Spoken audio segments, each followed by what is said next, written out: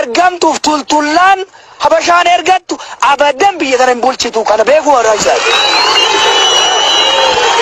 never abadan kero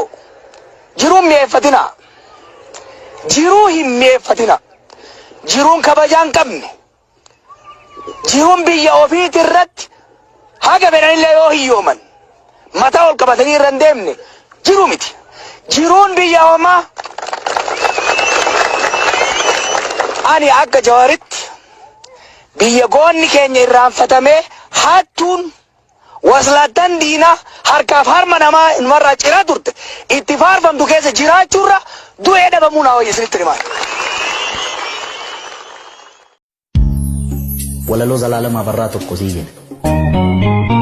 waggaa 10 meeqan dura dhaggeeffadhe waan akkasii kun isa rakkiseetu beekta akkamittiin caalee akkamittiin gurbaana dhaga'uu diddaa'e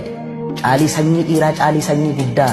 kan dur lammiin kee ajjeesee dibatee tufeen arraabne gafarsaan gaditti saawwaatti lakkaa'e yeroo yoo argatu raadiyoon sii waadee qawween sii akaa'e ammam lammii keetiin walii galtee diddee mana gumaalitti almahaa jedheetu afaan kottaafu kan shan ta'e dhufu ergan kabajamne ergan naaleffamne siidaan dhaabatee fi galaataan arganne lubbuun guutuutaa kaleessa damne masaraa mootummaa keessaa nama qabna jechuun yaa sabaa maqaa maal godha ergan kabajamne ergan naaleffamne siidaan dhaabatee fi galaataan arganne lubbuun guutuutaa kaleessa damne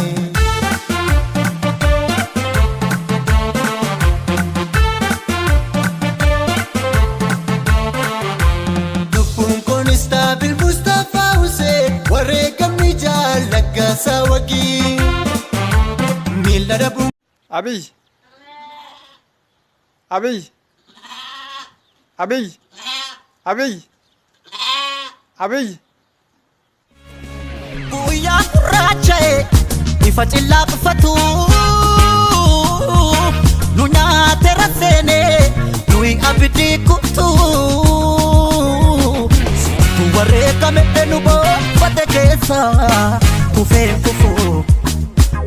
kufu kan dhugaaf dhaabbatu haqa saffalmatu kufeen kufu badeenaafu kan dhugaaf dhaabbatu haqa saffalmatu galatooma galatooma galatooma galatooma galatooma galatooma galatooma galatooma walaloo zalaalama barraa tokko sii jedhe waggaa 10 meeqan dura dhaggeeffadhe waan akkasii kun isa rakkiseetu beekta akkamittiin caalee akkamittiin gurbaana dhaga'uu diddaa'e caalii sanyii dhiiraa caalii sanyii guddaa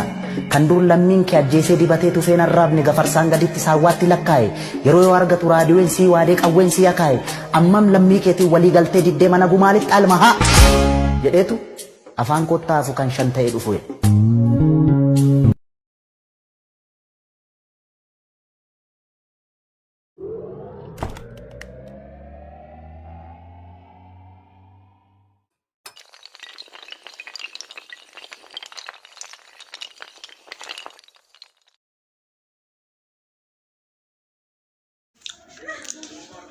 kabajamtootaa fi jaalatamtoota maatii YouTube chaanalii kiyyaa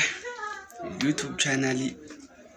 Bareento Media Network subscribe like share godhuun wal biraan gaa odeeffannoo waqtaawaa haala yeroo hunda irratti akkamitti akka isiniin dhaqqabnu argachuudhaaf YouTube chaanalii keenya kana subscribe gootanii maatii YouTube chaanalii kiyyaa akka taatan asumaan isin gaafachuun barbaada amma gara